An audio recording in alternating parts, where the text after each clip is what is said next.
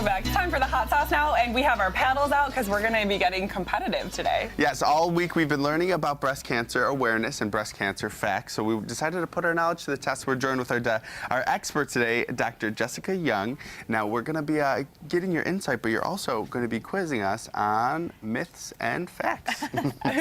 So why don't we, before we get to the quiz, why don't we talk a little bit about what you do at Roswell to sort of set the scene? Okay, well, I'm a breast cancer surgeon at Roswell Park, and I'm also the director of the high-risk breast program. And so what that program really is it's a place where women who think they're at high risk can come, and we help them to assess their risk and develop strategies to help them decrease the risk of getting breast cancer. Well, thank you for being here today. You must have so much knowledge, and we know something we haven't really touched on yet this week is, of course, the big news that Angelina Jolie made earlier this year when she got a preventative double mastectomy, when she learned that she had the gene that might make her vulnerable to breast cancer. And you know, this has been something that a lot of people have had many thoughts on it, so why don't we talk to you about what they're actually saying, you know, in the field, what the experts think of this. Well, you know, she brought a great amount of attention to it, and I think that's really important. Something to really know, though, is actually that very few people actually have the gene mutation. A lot of people do have a family history of breast cancer, but most breast cancer is actually what we call sporadic, or they don't have any real risk factors or any real family history.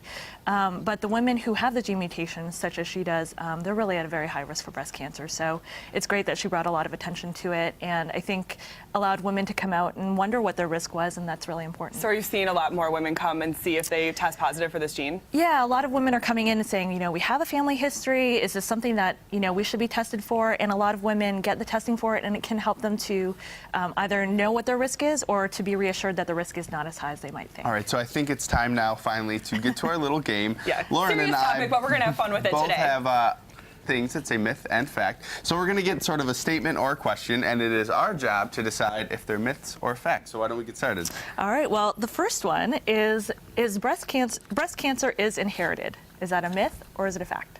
Oh, that's tricky because we just talked about it being sporadic, but there's also family time. I'm going to say myth.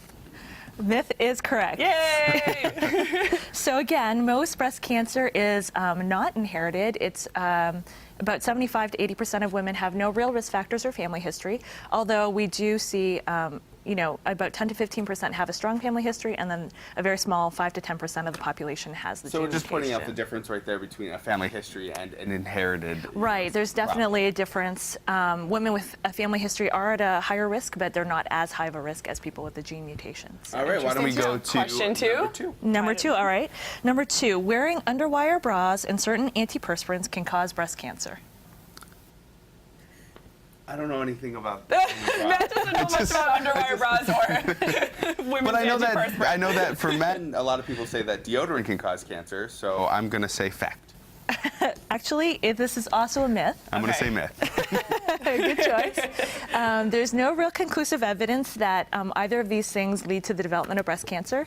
Sometimes women will say that they feel a lump and they think it's because the bra was rubbing on it or the whatnot, but it really, it's not the bra that's causing it, it just brought their attention to it. All right, let's go to three. All right. Well, number three, mammograms do not prevent breast cancer.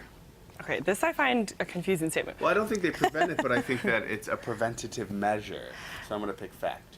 Well, it is a fact. So mammograms do not prevent breast cancer, but what they really do is that they detect it. They help you to detect it at an early stage, and it's wonderful because breast cancer is one of those cancers that when you catch it at an early stage, it's very curable and treatable. All right, so why don't we move on to the very last question. I still have problems with the way that one was worded. But all right, last question. Last question. Last question, myth or fact, certain vitamins and supplements prevent breast cancer. Well, I think with supplements, I think there's always supplements don't prevent something; they just help it guard out. So I'm against going to it. say myth. It is a myth. So there's a lot of trials and things, research going on, looking at different vitamins and supplements, but we don't have any so far that have been proven to help decrease your risk of breast cancer. All right. Well, thank you so much, Jessica, for coming in. This was fun and informative. Now, just real quick, for people that are interested in getting more information, how can they contact Roswell? Absolutely. That's a great question. They can just call 1-877-ASK-RPCI, and someone will be able to help them decide whether they're eligible to come into our high-risk program, and we'd be very happy to see them there. All right, excellent. Also very active on social media, Roswell Park is. Yes. You can always tweet them and Facebook them anytime, I believe, too. Yes, absolutely. Someone else who's always tweeting and Facebooking is